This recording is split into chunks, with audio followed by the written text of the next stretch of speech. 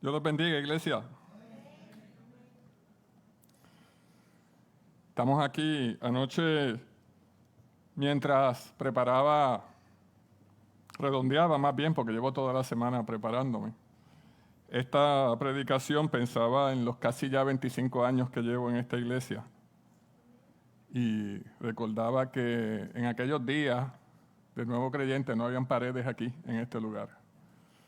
Obviamente tampoco había aire acondicionado y las sillas había que recogerlas cada uno y llevarlas a un lugar al finalizar el culto. Y de allá para acá han sido muchas las experiencias, las pruebas, los días alegres, los días tristes, las batallas, el aprendizaje y el crecimiento en el Señor. Y le doy gracias hoy, esta mañana, delante de ustedes, por el privilegio que me da el Señor de compartir lo que Él tendrá a través de su palabra para cada uno de nosotros en esta mañana. Les recuerdo que el que predica, a sí mismo se predica también. Y Spurgeon, el llamado príncipe de las predicaciones, dijo una vez que el que predica es comparable a un mendigo diciéndole a otro mendigo dónde fue que encontró el pan de vida, que es la palabra de nuestro Señor. Así que, hermanos, vamos a orar para que sea el Espíritu Santo el que hable en esta mañana y que podamos salir de aquí todos edificados y transformados a través de la palabra de nuestro Señor. Padre, te damos gracias, Señor, por traernos este domingo aquí a tu casa de oración, Señor. Gracias por el privilegio de estar en tu casa, de estar preparados y dispuestos, Señor, para escuchar lo que va a ser tu voluntad, tu consejo, tu palabra de edificación, Señor, en este templo, en este lugar, en esta mañana, en el día de hoy. Pido, Señor, que seas tú hablando a través de este siervo, para que se edifique la iglesia y salgamos transformados y más motivados, Señor, a pegarnos cada día más y más al evangelio que tú nos has dado, Señor. Les pido que se pongan de pie, que busquen en sus Biblias, hermanos, Romanos 13, versículos 11 y 14. Seguimos en la serie del libro de Romanos. Ya llevamos semanas, meses, dedicándole a este libro de Romanos, esta carta de los Romanos, que muchos consideran el libro doctrinal más importante de las Escrituras. Y ciertamente sí que lo es. Dice la palabra del Señor, Romanos capítulo 13, versículos 11 al 14, dice así, hermanos. Y esto, conociendo el tiempo, que es ya hora de levantarnos del sueño, porque ahora está más cerca de nosotros nuestra salvación que cuando creímos. La noche está avanzada y se acerca el día. Desechemos, pues, las obras de las tinieblas y vistámonos las armas de la luz. Andemos como de día, honestamente, no en glotonerías y borracheras, no en lujurias y lascivias, no en contiendas y envidias, sino vestíos del Señor Jesucristo y no proveáis para los deseos de la carne. Pueden sentarse, hermano. Señor, te damos gracias una vez más por esta palabra que nos has entregado en esta mañana, Señor. Te pedimos que cale en lo más profundo de nuestros corazones y que transforme nuestro entendimiento sobre nuestra propia naturaleza de pecado y el plan de salvación eterna que tienes para cada uno de nosotros, Señor. Te lo pedimos en el nombre del Padre y del Hijo y del Espíritu Santo. Amén. Si se fijan, hermanos, cuando yo recibí la asignación de parte del pastor de predicar de estos 4 versículos, que son en esencia 4 oraciones, uno de los primeros retos que vino a mi mente es cómo me voy a parar frente a la iglesia, hablar por 50, 60 minutos sobre 4 pequeñas y breves oraciones.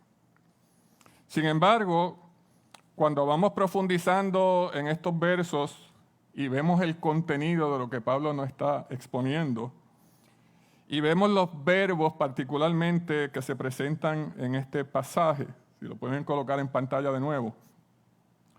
Conociendo, levantarnos, creyendo, vistámonos, desechemos, andemos, vestíos, proveáis. Rápidamente nos damos cuenta de la profundidad de las enseñanzas y las doctrinas que Pablo les está presentando a la iglesia de los romanos. Vemos palabras claves también como ya es hora, sueño, se acerca el día y la figura central de nuestro Señor Jesucristo en este mensaje. Así que antes de ir línea por línea y palabra por palabra, vamos a escudriñar profundamente este pasaje, esta porción de las Escrituras. Yo quisiera, quizás como buen profesor universitario que soy, ponerle un poco de contexto a lo que estaba ocurriendo al autor, a la audiencia, para que podamos enfocarnos y entender cuál era el mensaje que el apóstol Pablo le quería llevar a la iglesia de los romanos. Dice mi Biblia de estudio que uno de los propósitos fundamentales del apóstol Pablo fue enseñar las grandes verdades del Evangelio, de la gracia, a creyentes que nunca habían recibido instrucción apostólica. Esto es el libro de Romanos, la carta de Romanos en su contexto general. Esta iglesia que estaba en Roma no fue, contrario a la mayoría de las cartas de Pablo, una iglesia fundada por él. Entienden muchos eruditos que muchos de los creyentes que estaban en Roma habían sido convertidos en el día de Pentecostés, habían movido a Roma y estaban allí perseverando, pero nunca habían tenido contacto con ninguno, o por lo menos recibido enseñanza directa de ninguno de los apóstoles. Pablo tenía un deseo de ir a esta iglesia por distintas razones, no lo había logrado.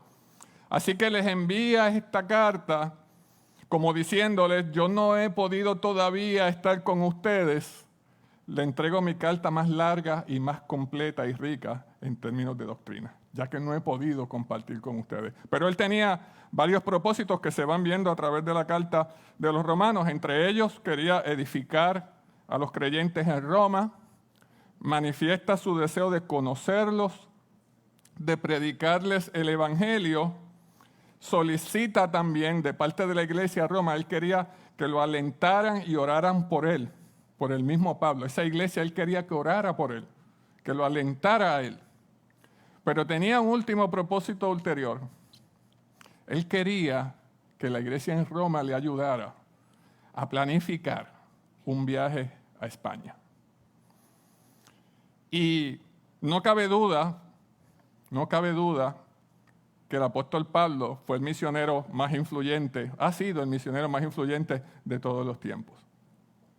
Y no está claro en la Escritura, o no se establece en las cartas que tenemos. Sabemos que habían otras cartas que no todas se formaron en el canon, ¿verdad? Algunas se perdieron. Y no conocemos a ciencia cierta si él llegó a España o no. Si no llegó, seguramente preparó a alguien que sí fue, ¿verdad?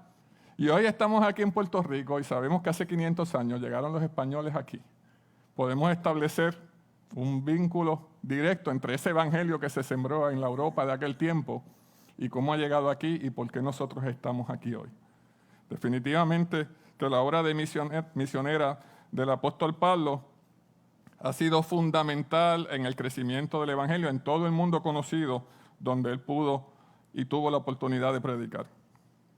Mi abuela decía, nadie sabe lo que tiene hasta que lo pierde. Yo les tengo que confesar que para presentarles este pedazo de las Escrituras tuve que darme la tarea de releer completamente la carta de los romanos, el contexto y lo que dicen los eruditos y los conocedores de la Biblia sobre esta carta. Y sepamos, iglesia, que ciertamente estamos recibiendo como presentación en esta serie una carta rica en doctrina con uno de los mensajes más hermosos que se nos presenta en todas las Escrituras. La carta a los romanos es una tesis de cristología. Allí se nos habla sobre la transferencia del pecado desde Adán hasta nosotros, la justicia de Dios, la salvación a través de la fe, la preelección, la seguridad de la salvación que se hablaba ahorita en el estudio, y muchas de las doctrinas más importantes que nosotros sustentamos en esta iglesia en el día de hoy. John MacArthur dijo sobre la carta de los Romanos: la mayoría, si no todos los avivamientos y reformas de la iglesia han estado directamente relacionados a la carta de los Romanos. Y es que Martín Lutero, a través de esta carta, fue el que fue inspirado a establecer aquellas tesis, aquellas obras que dieron origen a la Reforma, y hoy estamos aquí en una iglesia evangélica porque Lutero entendió que la justicia de Dios era a través de la fe. Así de importante es la carta de los Romanos. Fue escrita aproximadamente en el año 56 después de Cristo. Yo quiero que piensen esto porque nosotros tenemos que visualizar siempre el contexto de lo que se escribió en el momento en que se escribió. En el 56 después de Cristo, apenas 23 años a partir de la muerte de nuestro Señor, de la muerte y resurrección de nuestro Señor Jesucristo. Estaba fresca en la memoria colectiva de la gente viva en aquellos tiempos todavía ese gran evento que fue la muerte y resurrección de nuestro Señor. Si fuéramos a comparar con nuestra época hoy, solamente para que lo pongamos en perspectiva, hace 23 años estábamos en el 2002, ¿cierto? ¿Qué podemos ver si miramos hacia atrás en nuestra historia? No se rían con lo que voy a decir. Si la María Calderón era la gobernadora de nuestro país, hace 23 años. George W. Bush era el presidente de los Estados Unidos. Estábamos en guerra con Afganistán. Hacía apenas un año había ocurrido el 9/11. Ese año fue lanzado el iPod de segunda generación y se estrenó la primera película Spider-Man en los cines. Eso fue el otro día, hermano, el otro día. De la misma manera, cuando el apóstol Pablo le está escribiendo a los romanos, esta era la cercanía en la memoria que tenían las personas a las cuales él les estaba escribiendo. Podemos reflexionar sobre eso y pensar si había espacio para él tergiversar la verdad, para mentir, para decir lo que no era, sabiendo que las personas que iban a leer esas cartas habían vivido y conocían de primera mano cuál era la verdad. En los capítulos 1 al 11 en esta carta, Pablo establece de forma contundente las doctrinas que ya todos conocemos y hemos enumerado aquí, sobre la seguridad de la salvación a través de la fe, la figura de nuestro Señor Jesucristo, la justicia de Dios. Y en los capítulos 12 al 16, entonces él se dedica a presentarnos la manifestación práctica en la vida de los creyentes y de la iglesia de estas doctrinas que se enumeran en la primera parte de la carta de Romanos. Dicho esto, entonces, en la primera parte del capítulo 13, el apóstol Junior,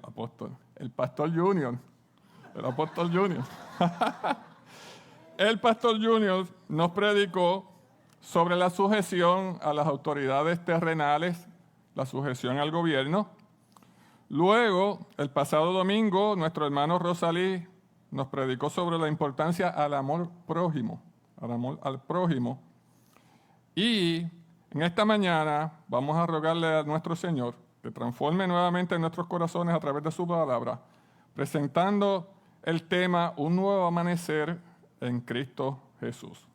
Así que, hermanos, con todo este contexto, vamos ahora a ver lo que Dios nos quiere enseñar a través de los últimos 4 versículos del capítulo 13 de la carta de los Romanos. Y la primera enseñanza, vamos a ver si nos las colocan allí en pantalla, dice que debemos profundizar, iglesia, en la voluntad de nuestro Señor para el presente y futuro de nuestra vida física y espiritual. Evidentemente la parte espiritual aquí es más importante que la física. Vemos en la primera parte de ese versículo 11, que he tenido que dividirlo en dos para separar 2 enseñanzas, que Pablo comienza diciendo, y esto, continuando la enseñanza que predicó el hermano Rosalí el pasado domingo, conociendo el tiempo, dice el apóstol Pablo. No estamos hablando aquí del tiempo refiriéndonos al clima, si llueve o no llueve. Tampoco, cuando en la Biblia se habla de tiempo, no estamos hablando de días cronológicos o años cronológicos. La palabra tiempo en las Escrituras se refiere a épocas en las que se manifiesta cierta voluntad del Señor. Y han habido distintos tiempos que se nos presentan a través de las Escrituras. Y aquí Pablo nos dice que tenemos que conocer el tiempo, el presente, la voluntad de nuestro Señor en el tiempo en que Él le estaba escribiendo a los romanos. Así que esto nos invita a hacer una reflexión, hermano. ¿Cómo podemos conocer los tiempos de Dios? Y también, muy importante, otra pregunta, ¿cómo podremos librar exitosamente la batalla espiritual que enfrentamos cada día cuando salimos allá afuera si no conocemos los tiempos que nos toca vivir? Son dos preguntas muy importantes y las vamos a contestar utilizando la Escritura como fuente primaria.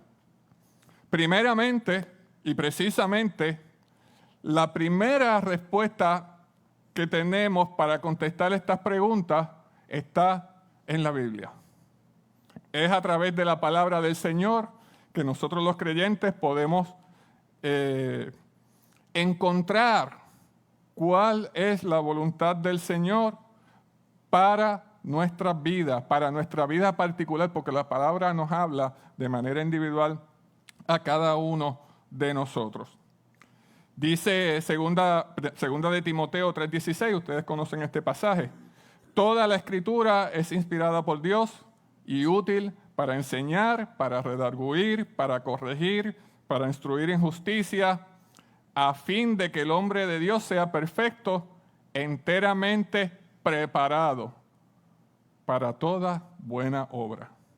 Hermanos, yo sé que esto se dice en todas las predicaciones y en todas las clases bíblicas, pero si verdaderamente queremos conocer los tiempos de Dios, la voluntad del Señor para nuestras vidas, tenemos que estar de lleno en las Escrituras.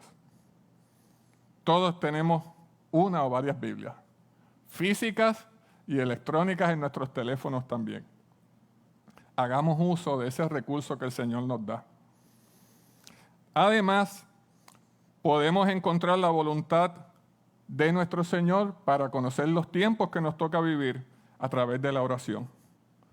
Dios anhela y nos pide que estemos en comunicación constante con Él a través de la oración.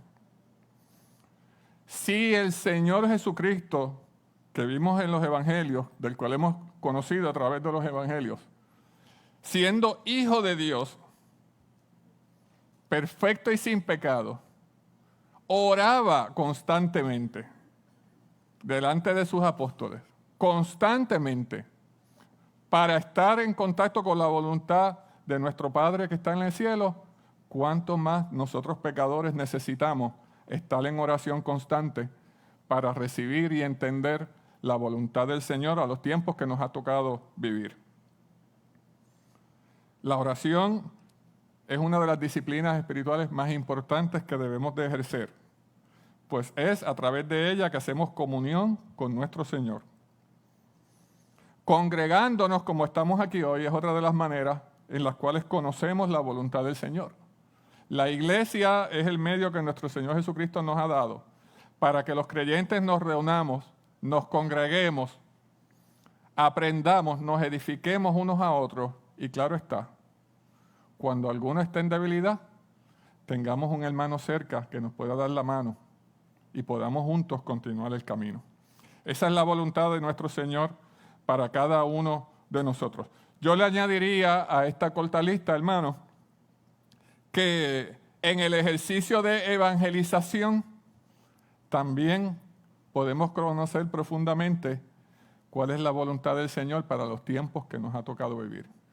¿Cuál es el tiempo el que nos ha tocado vivir? Porque muchas veces dentro de las cuatro paredes de la iglesia nos acostumbramos solamente a interactuar con nuestros hermanos y no sabemos, desconocemos, estamos desconectados de lo que está ocurriendo allá en el mundo exterior. Como otros que todavía no han creído, a los cuales no se les ha predicado, ven la imagen de nuestro Señor Jesucristo. Como otros a los cuales no han llegado todavía a los pies de nuestro Señor, ven lo que debe ser una relación entre el ser humano y su Creador. Como muchos allá afuera tienen una imagen de sí mismos en cuanto a su propia naturaleza de pecado y cómo se autojustifican y defienden el no necesitar tener una relación directa con el Señor. Pues hermano, esto lo vemos cuando evangelizamos y tenemos esas conversaciones con la gente allá fuera de la iglesia. Cuando escribía esta parte, recordaba, de hecho, un ejercicio de evangelismo en el cual creo que estaba la hermana Mildred, era allá en el Tendar, no sé si te acordarás, Mildred, donde nos encontramos con un señor mayor que nos insistía en que como la Biblia había sido escrita por hombres, no era verdad absoluta de Dios para él. Y él se caía al piso diciendo, insistiendo, que no había que tomar la Biblia en consideración porque había sido meramente escrita por hombres, ¿verdad? Seguramente no había leído, yo creo que se lo mencioné, el pasaje que les acabo de compartir, donde dice que la Escritura, sí, fue escrita por hombres, pero fue inspirada por Dios para presentarnos su voluntad. Así que el creyente particularmente tiene el deber de buscar activamente ese conocimiento para poder entender los tiempos que les ha tocado vivir. Y ese entendimiento debe convertirse en sabiduría. Y la sabiduría, conforme a las Escrituras, la podemos definir de la siguiente manera, porque tiene una dimensión moral, más que de intelecto, sino de la moralidad de nuestro Señor. Dice mi Biblia, en mi diccionario bíblico sobre la sabiduría, la define de la siguiente manera. Dice, se refiere a desarrollar experiencias en negociar las complejidades de la vida y manejar esas complejidades en una forma moralmente responsable que honre a Dios y beneficie a la comunidad y al individuo. Eso es sabiduría. Si estamos en los trabajos, si estamos lidiando con problemas familiares, con problemas económicos, con problemas con el gobierno, con problemas en las comunidades, podamos lidiar todo tipo de problemas honrando a Dios primeramente y no buscando perjudicar a nuestra comunidad y a nuestro prójimo. Muchos quizás se puedan preguntar y decir a sí mismos, yo no tengo esa sabiduría. Bueno, Santiago capítulo 1, versículos 5 al 6 dice de la siguiente manera, si a alguno de ustedes le falta sabiduría, pídasela a Dios y Él se la dará. Pues Dios da a todos generosamente sin menospreciar a nadie. Esto es algo particularmente cuando tenemos decisiones difíciles que tomar y muchas veces confiamos en nuestro intelecto y no en la sabiduría de Dios. Lo que nos corresponde es reconocer que Dios es más sabio que nosotros, que dependemos de su sabiduría y no de la nuestra, y ir directo al Padre y decirle en oración, Dios mío, esta es mi situación, sé tú guiándome, porque yo no tengo todas las respuestas, y las que tengo no son suficientes. Sé tú, Señor, en mi vida, dictándome el camino a seguir. Así que sobre este tema de la sabiduría y de conocer a los tiempos, hay varios pasajes bíblicos que son paralelos y los refuerzan. Vamos a ver ahora Efesios 5, capítulo 5, versículos 15 al 17, va a estar en pantalla. Y miren cómo dice aquí también el apóstol Pablo, escribiéndole en este caso a la iglesia de los Efesios. Mirad pues con diligencia cómo andéis, no como necios, sino como sabios, aprovechando bien el tiempo, porque los días son malos, esos son los tiempos. Por tanto, no seáis insensatos, sino entendidos de cuál sea la voluntad del Señor. Nuevamente, aquí el apóstol Pablo le hace una invitación a esta iglesia a que reconozca los tiempos que les ha tocado vivir y que dependan de Dios primeramente para tener la sabiduría que necesitan, entendiendo la voluntad del Señor. Y aquí en este pasaje me parece que la palabra clave es diligencia. Porque la Biblia en varias instancias nos hace un llamado a ser diligentes. Diligentes en la voluntad de nuestro Señor. Dice el diccionario que diligencia quiere decir cuidado, atención, solicitud, celo con la palabra del Señor, esmero e interés. Es decir, hacer bien lo que nos toca hacer bien. Nos invita el pasaje también a aprovechar el tiempo. Cada día que vivimos, iglesia, es un día que vivimos para glorificar a nuestro Señor. Ahora, yo les invito a que hagamos todos un inventario de tiempo de nuestras vidas. Porque la mayoría de nosotros trabajamos, tenemos nuestros patronos, que nos rinden un salario que ya el día 28, 29 o 30 del mes, mire, está casi liquidado. Trabajamos para adquirir cosas materiales, residencia, autos, ropa, que Salomón nos dice en Eclesiastés, todo eso es vanidad. Dedicamos tiempo a nuestros propios placeres y pasatiempos, televisión, redes sociales, cine, entretenimiento, hobbies, como usted lo quiera llamar. Cosas que son efímeras también, que de nada aprovechan ni edifican. Pero en ese inventario, hermano, que nos toca hacer, la pregunta es, ¿cuánto de nuestro tiempo verdaderamente lo dedicamos al Señor? Al Señor que nos promete una vida eterna, que nos promete y nos va a dar una vida eterna en su presencia por los siglos de los siglos. Amén. A ese, en muchas ocasiones, es que al menos tiempo le damos. Y sobre eso, hermanos, debemos de reflexionar. Porque vivimos en tiempos difíciles y no podemos permitir que el mundo nos agobie y nos separe del camino que nos lleva a nuestro Señor. Nos habla el pasaje también de ser entendidos, pero debemos saber que ese entendimiento nos llega a través del Espíritu Santo, no es por nuestro propio intelecto.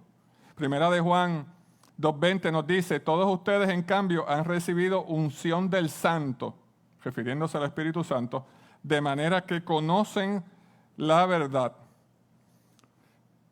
Por esto, hermanos, es importante que nunca debemos tratar de interpretar los tiempos que nos ha tocado vivir en base a nuestro propio intelecto. Veamos todo en el plano espiritual y en el plano de la voluntad de nuestro Señor.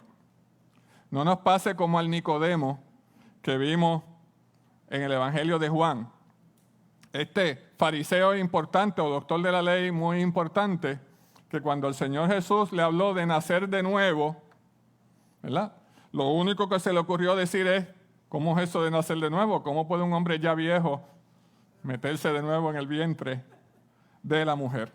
¿Verdad? El intelecto del hombre versus la sabiduría espiritual del Señor son dos cosas totalmente distintas. Se puede ser tremendo intelectual y al mismo tiempo necio en el plano espiritual. Y eso abunda mucho por allí.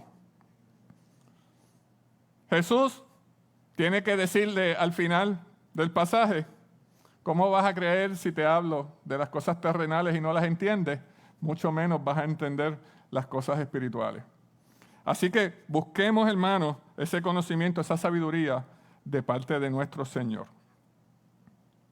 Vamos a ver Marcos 1:15, otro de los pasajes que nos habla también sobre los tiempos que nos ha tocado vivir, sobre la visión, la cosmovisión de nuestro Señor, sobre los tiempos que se nos presentan en los evangelios. En este caso, el Señor Jesús dice, se ha cumplido el tiempo, decía, cita el evangelio, El reino de Dios está cerca. Arrepiéntanse y crean las buenas nuevas. Esa primera venida del Señor es una profecía cumplida, demostrativa de que en su tiempo, todas las promesas del Señor se van a hacer realidad. No debemos dudar entonces, hermanos, de esa segunda promesa que aún tenemos pendiente, que es su segunda venida. En Mateo capítulo 24, 10 al 13, también nos habla sobre los tiempos y nos dice, en aquel tiempo, refiriéndose a los últimos tiempos, muchos se apartarán de la fe, unos a otros se traicionarán y se odiarán, y surgirá un gran número de falsos profetas que engañarán a muchos. Habrá tanta maldad que el amor de muchos se enfriará, pero el que se mantenga firme hasta el fin será salvo. ¿No será acaso eso, hermanos, los tiempos que estamos viviendo ahora? Si repasamos con solamente entrada de internet, ver las noticias, poner el oído en tierra sobre lo que está pasando a nuestro alrededor, nos damos cuenta que sí, en efecto, muchos se han apartado de la fe, muchos se traicionan y se odian. Hay un gran número de falsos profetas allá afuera, tratando de desviar aún a los que creen. Y hay tanta maldad en este mundo presente, hermanos, que muchos se han enfriado. Pero la esperanza sigue viva allí, la promesa sigue viva allí. El que se mantenga firme hasta el fin será salvo. Así que hemos visto, hermanos, en estos 3 pasajes, el trato que debemos dar al tiempo, diligencia al tiempo, creencia en los tiempos cumplidos y no perder por alto las señales de los últimos tiempos que nos ha tocado vivir. Todos nosotros tenemos un rol en este tiempo, como padres, como hijos, como esposos, empleados, jefes, y a cada uno nos toca ejercer nuestras disciplinas conforme a la voluntad del Señor. Decía Salomón en Eclesiastés que hay un tiempo para todo. Hay un tiempo para nacer, para morir, hay un tiempo para llorar, para reír, para abrazarse, apartarse, pero siempre buscando primeramente la voluntad de nuestro Señor. Segunda enseñanza de esta porción de las Escrituras, ya en la segunda parte del versículo 11, hermanos, importante, despertemos. Debemos tener pasión por nuestro Señor. Debemos tener pasión por nuestro Señor. Miren cómo en la segunda parte del versículo 11 les dice Pablo que ya es hora de levantarnos del sueño. Es un llamado a un cambio espiritual, porque el sueño se refiere a la apatía hacia el evangelio de nuestro Señor. Apatía espiritual que nos lleva por un camino de perdición.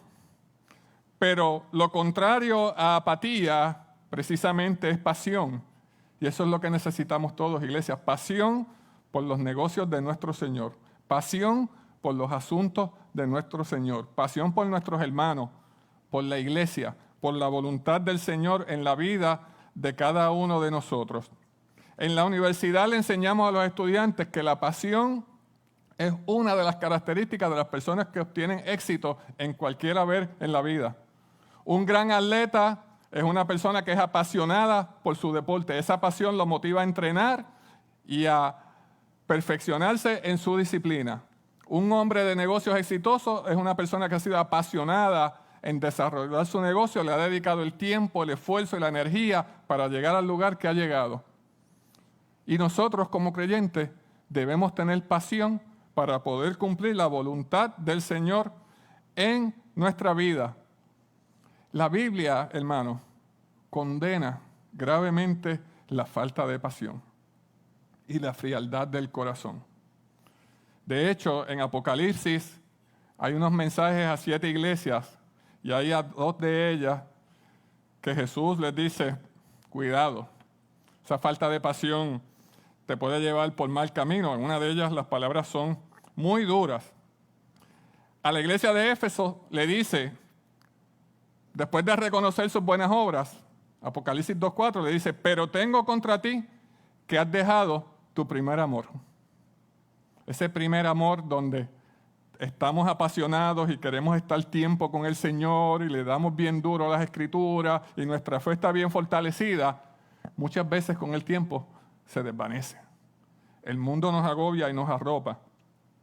A la iglesia de la Odisea le tiene un mensaje mucho más contundente todavía y le dice, yo conozco tus obras, que ni eres frío ni caliente. Ojalá fuese frío o caliente. Pero por cuanto eres tibio, no eres tibio ni frío, eres tibio ni frío ni caliente, te vomitaré de mi boca. Quiera el Señor que nunca nos encuentre en el día final, no siendo ni fríos ni calientes, para que no se cumpla esta escritura en ninguno de nosotros. Si podemos encontrar quizás un pasaje que nos hable de la pasión que debemos tener sobre nuestro Señor, es el primer mandamiento que se expresa tanto en el Viejo como en el Nuevo Testamento. Amarás al Señor tu Dios con todo tu corazón, con toda tu alma y con toda tu mente. Con pasión absoluta. El Señor no pide menos que eso de cada uno de nosotros. Y a veces, lo vemos también en las jornadas de evangelismo, muchos han asumido el rol de la neutralidad. Yo no estoy contra Dios, pero tampoco estoy con Dios. Soy bueno, pago mis impuestos, no le pego a mi mujer ni a mis hijos, estoy bien, ¿verdad? Y esa es la justificación de la frialdad de muchos. Mas, sin embargo, Jesús dijo, el que no es conmigo, contra mí es. El que no recoge conmigo, desparrama. Hermano, no hay espacio para la neutralidad en los asuntos del Señor. No tenemos espacio para eso. Efesios 4, 18 al 19, también nos habla sobre este tema y nos dice, a causa de la ignorancia que los domina y por la dureza de sus corazones, estos tienen oscurecido el entendimiento y están alejados de la vida que proviene de Dios. Han perdido toda vergüenza, se han entregado a la inmoralidad y no se sacian de cometer toda clase de actos indecentes. Esa parte, alejados de la vida, es frialdad, es apatía a nuestro Señor. Y el segundo pasaje que podemos encontrar sobre esto se encuentra en el Viejo Testamento, Ezequiel 12, versículos 1 y 2 dice, y vino a mí palabra del Señor diciendo, hijo de hombre, habitas en medio de la casa rebelde, tienen ojos para ver y no ven, oídos para oír y no oyen, porque son una casa rebelde, es decir, son una casa apática, son una casa alejada de los caminos del Señor. Y dice un refrán puertorriqueño que no hay peor ciego que el que no quiere ver. Y otro que dice, bueno, hay muchos refranes. Estoy corto de tiempo, así que voy a cortar el refranero popular y me voy a suscribir a las Escrituras. Tercera enseñanza, hermano, que nos presenta el apóstol Pablo sobre este tema, y es que Dios quiere que vivamos a la expectativa de la segunda venida de Cristo. Y este tema ha sido ocasión de mucho debate aún en las iglesias, porque no perdamos de perspectiva, hermano, que han pasado 2000 años y pico de años aproximadamente desde la muerte de nuestro Señor. Esa promesa de la segunda venida todavía no ha sido cumplida. Pero muchos la han dado como algo que quizás nunca va a ocurrir, como una mala interpretación de las Escrituras. Lo cierto es que nuestro Señor Jesús nunca nos dijo un día específico de su segunda venida. Lo que sí Él quiso y quiere es que vivamos a la expectativa de esa segunda venida como si fuera a ocurrir en la próxima hora. No hay nada malo en que planifiquemos para nuestro futuro, nuestro retiro, la educación de nuestros hijos, el pago de nuestra casa. Pero debemos vivir a la expectativa de que el Señor va a llegar como un trueno poderoso en el momento menos esperado. Y más vale que estemos preparados.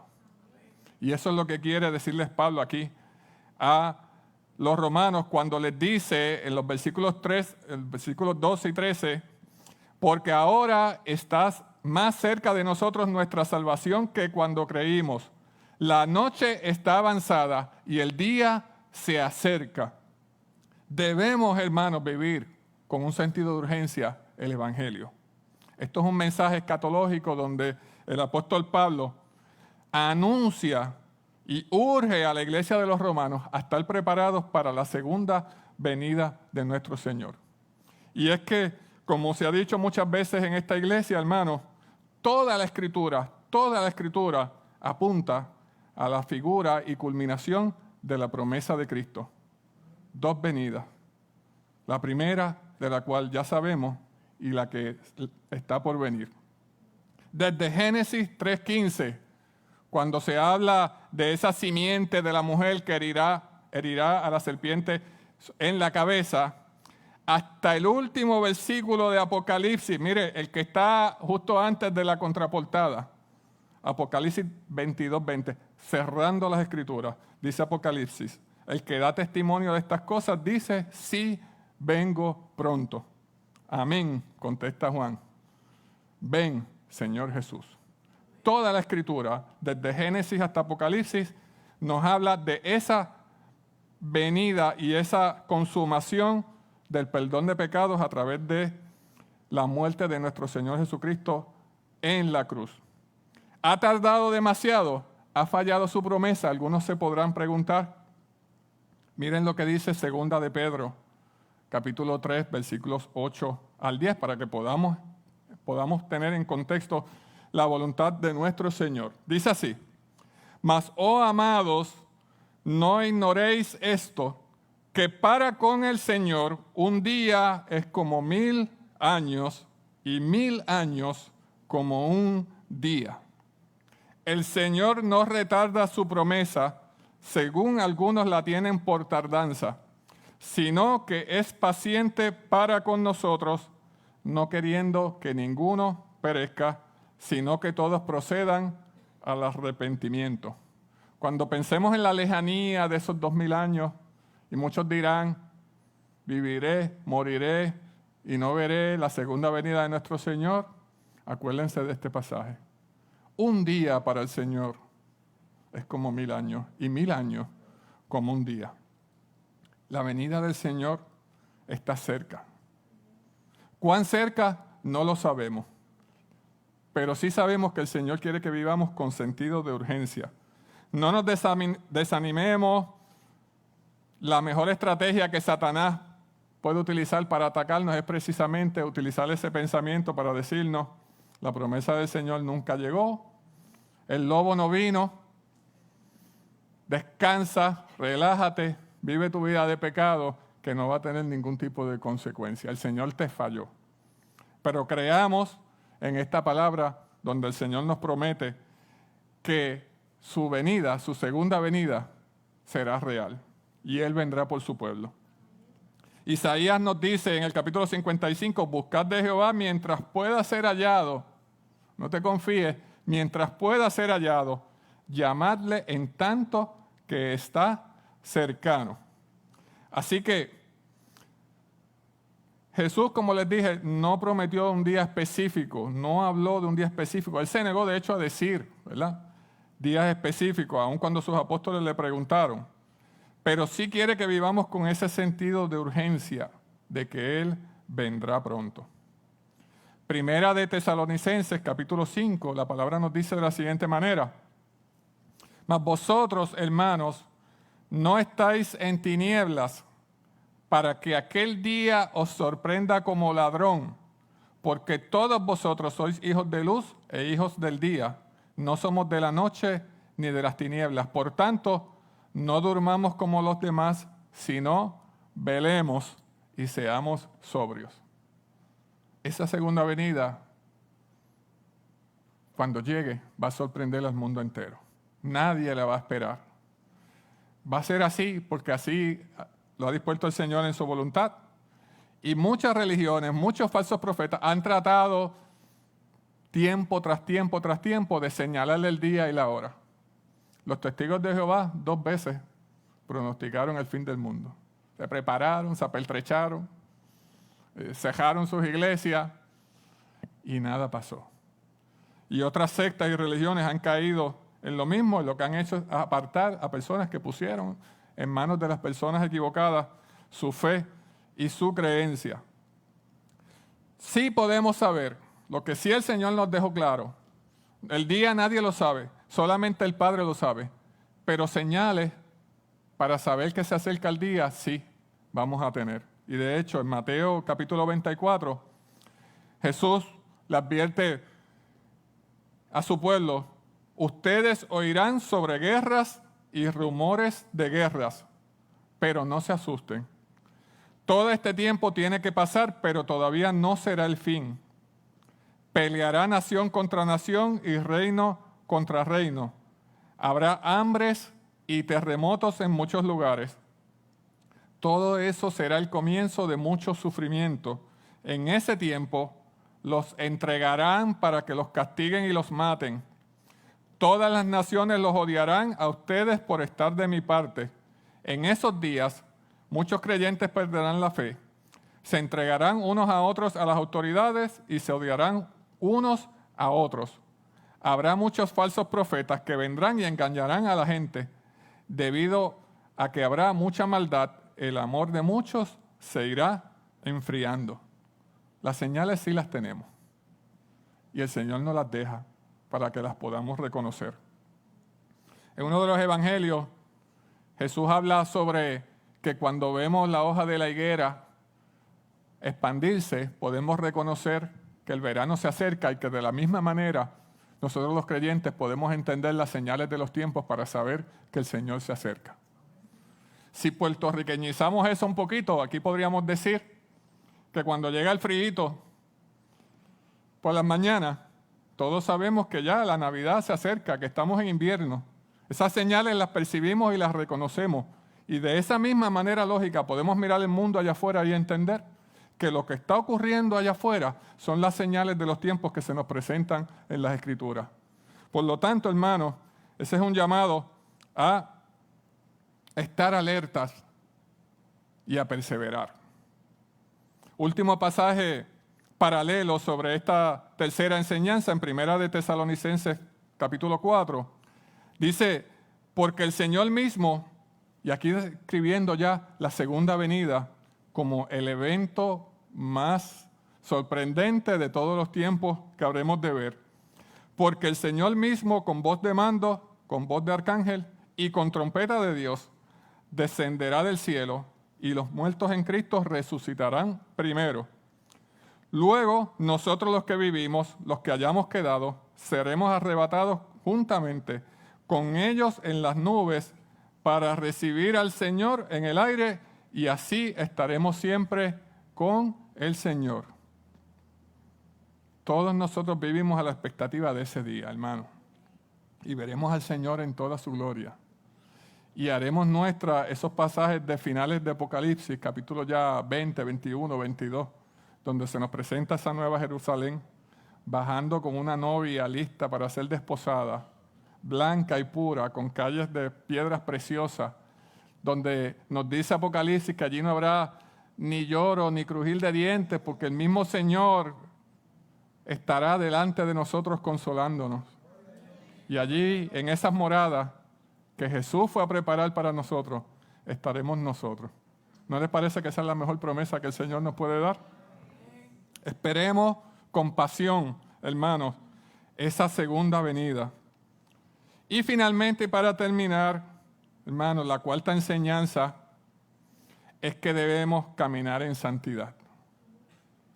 Pablo nos hace un llamado a caminar en santidad mientras esperamos por nuestro Señor.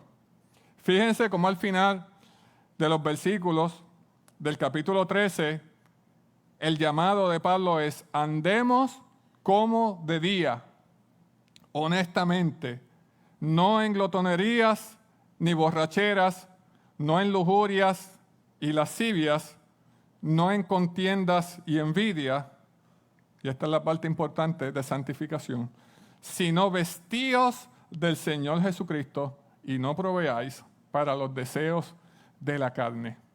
Pablo nos va llevando sobre las señales de los tiempos, nos anuncia la llegada pronta de nuestro Señor Jesucristo y cierra el capítulo diciendo, para eso, hermanos, tenemos que vivir en santidad.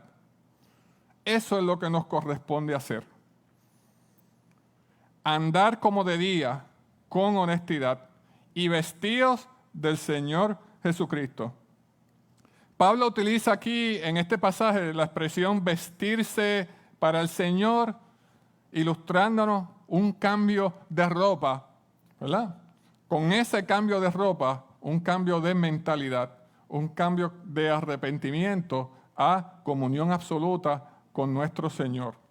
Y él habla mucho en sus cartas sobre esta dualidad del hombre, de lo que éramos antes de llegar al Señor y de lo que somos hoy que estamos en el Señor. Compara mucho la carne con el espíritu y hablaba también del viejo hombre y del nuevo hombre, reconociendo esa dualidad como fuerzas que se oponen entre sí, que él mismo reconoce que luchaba con esas dos fuerzas que tenía, su propia carne, su propia carnalidad y su naturaleza de pecado versus su anhelo de espiritual de vivir para el Señor. Y todos nosotros tenemos las mismas luchas, hermanos. Todos nosotros tenemos las mismas luchas. Pero Pablo nos está advirtiendo que tenemos que vivir dentro de esa realidad en santidad para esperar la segunda venida de nuestro Señor. Y en Efesios 4:22 nos habla un poquito sobre esa dualidad que todos tenemos mientras estamos aún en la carne. Con respecto a la vida que antes llevaban, dice, se les enseñó que debían quitarse el ropaje de la vieja naturaleza, la cual está corrompida por deseos engañosos, ser renovados en la actitud de su mente y ponerse el ropaje de la nueva naturaleza, creada a imagen de Dios en verdadera justicia y santidad. Nuevamente refiriendo a lo que éramos antes y a lo que somos ahora que estamos en Cristo Jesús. La nueva vida espiritual que alcanzamos cuando toda nuestra fe está en nuestro Señor. Por su parte, Gálatas, capítulo 5, versículos 16 al 17, nos dice, así que les digo, vivan por el Espíritu y no sigan los deseos de la carne. Nuevamente esta dualidad con la que todos luchamos. Porque ésta desea lo que es contrario al Espíritu y a su vez el Espíritu desea lo que es contrario a ella. Los dos se oponen entre sí, de modo que ustedes no pueden hacer lo que quieren. Y él mismo nos anunciaba que el bien que él quería hacer no hacía y el mal que él no quería hacer, eso hacía. Él tenía las mismas luchas, hermanos, que tenemos nosotros, las mismas luchas. No sabemos qué era ese aguijón al que él hacía referencia. Algunos eruditos de la Escritura dicen que podría tratarse de una enfermedad, otros dicen que podía ser algún pecado con el cual Pablo luchaba constantemente. Algún tipo de inquietud de la carne con la cual él trataba de matarla para poder seguir viviendo en el Espíritu y cumplir la voluntad de nuestro Señor. Así que todos nosotros lo hemos vivido, hermanos, y estamos en esa lucha, pero el llamado es a perseverar, el llamado es a vivir en santidad, sin importar lo que está ocurriendo en el mundo allá afuera, sin importar lo que nos pueda decir la sociedad que está allá afuera. Y sabemos que vamos a estar luchando contra eso. Y en otro pasaje de las Escrituras, también el apóstol Pablo en Filipenses 1:27 nos dice, refiriéndose a esas presiones que el mundo nos presenta, comienza diciéndonos así, porque a veces, hermanos, decimos y nos convencemos, hemos cedido a este pecado o a esta manera de vivir porque las circunstancias me han obligado. No pago las contribuciones y engaño al gobierno porque es que estoy apretado económicamente. O me robo el papel en el trabajo porque el patrón es rico y él no va a sentir la diferencia. Pero Pablo le advierte a los filipenses, pase lo que pase, compórtense de una manera digna del Evangelio de Cristo. De este modo, ya sea que vaya a verlos o que estando ausentes, solo tenga noticias de ustedes, sabré que siguen firmes en un mismo propósito, luchando unánimes por la fe del Evangelio. Este pasaje, hermanos, nos habla sobre la perseverancia, sobre la dignidad, la firmeza, la lucha que tenemos, la unanimidad que tenemos que tener en la iglesia de propósito para vivir conforme a la voluntad del Señor y la fe en el Evangelio de nuestro Señor Jesús. Significa que tenemos que perseverar para ser santos. Ser santo no es ser perfecto, porque mientras estemos en la carne nos vamos a caer. Ser santos, hemos aprendido aquí, significa que somos separados para Dios. Y en ese proceso de santificación, perseveramos y buscamos con diligencia y activamente la voluntad de nuestro Señor para la vida de cada uno de nosotros. Pase lo que pase allá afuera en el mundo. Eso no es excusa para que nosotros nos desviemos del camino de nuestro Señor. Así que, hermanos, resumiendo sobre lo que el apóstol nos ha traído en esta mañana, el apóstol Pablo, en estos pasajes, las 4 enseñanzas. Debemos profundizar la voluntad de nuestro Señor para el presente y futuro de nuestra vida. Conozcamos los tiempos que nos ha tocado vivir. Conozcamos los tiempos que nos ha tocado vivir. Si no, tenemos la batalla perdida. Tenemos una batalla espiritual que librar y para eso tenemos que conocer los tiempos y la voluntad de nuestro Señor. Debemos tener pasión por Cristo, pasión por nuestro Señor Jesús, pasión por nuestro Dios, el que nos ha dado la vida y la salvación eterna. Vivamos a la expectativa de esa segunda venida. Puede ser tan cercano como antes de que salgamos de aquí. Puede ser 1 año o 1000 años, no sabemos. La voluntad del Señor es que vivamos a la expectativa, como si fuera mañana, como si fuera inmediata, pensando en que el Señor va a llegar, como dice la Escritura, como ladrón en la noche. Estemos espiritualmente preparados. Y finalmente, hermanos, aprendamos a caminar en santidad. Aprendamos a caminar en santidad a la espera de nuestro Señor. Sus promesas son seguras. Sus promesas son para cada uno de nosotros. No son por obra, son por fe. Nosotros no llegamos a Él, Él llegó a nosotros. Y nos ha separado para que podamos glorificarle y tener comunión eterna con nuestro Señor. Les voy a hacer una anécdota rapidita y con esto cierro. Se la conté ahorita al hermano Rosalí. El otro día escuchaba una predicación que mi esposa pone todas las mañanas camino a Ponce del pastor David Jeremiah, pastor bautista, que hace unas predicaciones muy buenas.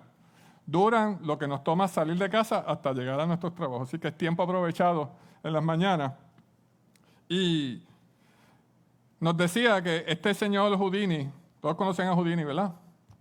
El escapista más grande de todos los tiempos, cuando estaba en el pináculo de su fama, lanzó un reto a todas las cárceles del mundo para que lo invitaran y él apostaba a que en menos de 1 hora él iba a salir de la celda, no importa dónde fuese que lo pusiesen. Y allá en Europa, en Inglaterra, Escocia, un carcelero aceptó el reto y dijo, vente, que quiero que pruebes la celda nueva que hemos diseñado aquí. Y Houdini fue para allá, le pusieron los amarres, la camisa de fuerza, las esposas, todo. Echaron allí, tienes 1 hora para salir. Y Houdini estuvo 15 o 20 minutos luchando con las esposas y la camisa de fuerza. Se libró, fue a trabajar con la cerradura. La cerradura no abría. Pasó 1 hora, hora y media. Y a las 2 horas, cansado y rendido y frustrado de no poder abrir el cerrojo del portón que lo encerraba, dijo, a la verdad es que no puedo, ya no tengo más fuerza. Se inclinó sobre la puerta y la puerta se abrió. Resulta que el cerrajero, el carcelero, nunca había cerrado, se le había olvidado cerrar el cerrojo. Siempre estuvo abierta la puerta. Siempre estuvo abierta la puerta.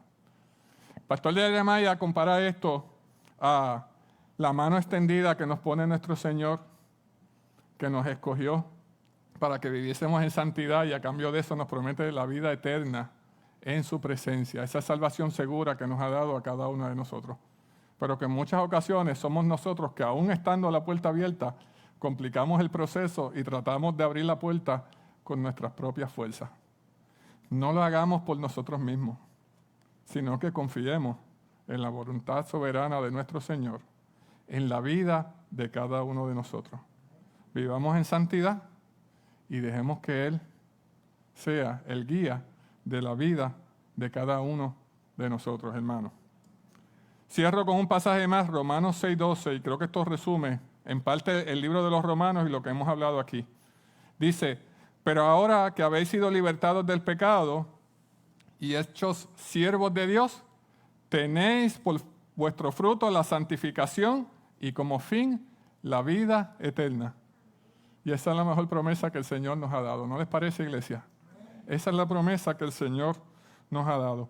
Esto resume el Evangelio. Esto resume lo que nuestro Señor quiere para nosotros. Del por qué Cristo pagó con su sangre y su vida y su sacrificio en la cruz por la culpa que teníamos cada uno de nosotros. Y lo único que tenemos que hacer es, para llegar a Él, arrepentirnos de nuestra naturaleza pecaminosa y reconocerle como Hijo de Dios y Rey de la vida de cada uno de nosotros.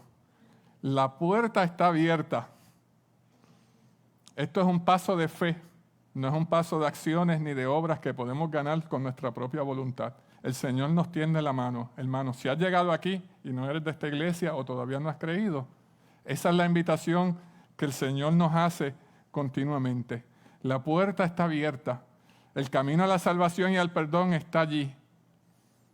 Pero estas son las condiciones. No es lo que vayas a hacer, no es tu intelecto ni es el mérito propio. Es la fe y el arrepentimiento lo que te va a llevar a obtener la promesa de salvación de nuestro Señor Jesús. Para los que hagan eso, la culpa que tienes, que tengo yo y tenemos nosotros, ya fue pagada en la cruz. La justicia de Dios es perfecta. No es que Dios es injusto dándole el perdón a uno siendo tan pecadores como otros. Es que para el que cree y se arrepiente de sus pecados, el precio de esa muerte en la cruz ya fue pagado. Y todos tendremos, cuando llegue el momento, sea que muramos en Cristo o que Él venga primero, el privilegio y la bendición de ir a los pies de nuestro Señor por los siglos de los siglos.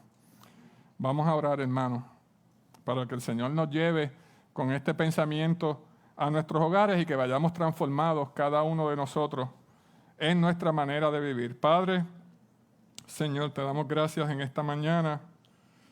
Te pedimos perdón, Señor, porque no siempre buscamos conocer los tiempos que nos ha tocado vivir, los tiempos en la voluntad para nuestras vidas, Señor.